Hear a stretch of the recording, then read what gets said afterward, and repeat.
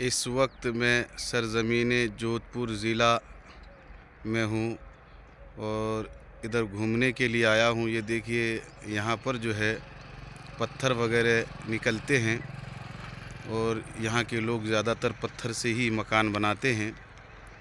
ये गांव खिजल्ला पड़ता है, इसी के आसपास में आया हुआ हूँ। ये पत्थरों के खान आपको मैं दिखा रहा हूँ। आप देखिए और आपका दिल खुश हो जाएगा। ये मशीन लगाए हुए हैं और इधर देखिए सारे पत्थर ही पत्थर नज़र आएंगे। ये पहाड़ ही पहाड़ दिख रहे हैं और ये इलाका बहुत शानदार इलाका है, देखने के लायक है।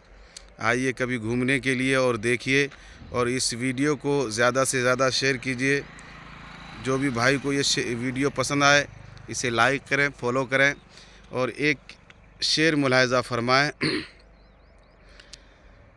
कि तख्त शाही नालिबा से फ़ाख़िरा ले जाएगा, कि तख्त शाही नालिबा से फ़ाख़िरा ले जाएगा,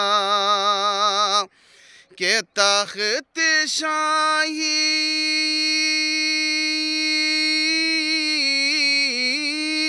के तख्त शाही नालिबा से फ़ाख़िरा ले जाएगा, कि एक मोमिन दिल में इश्क़े मुस्तफ़ा ले जाएगा, कि एक मोमिन दिल में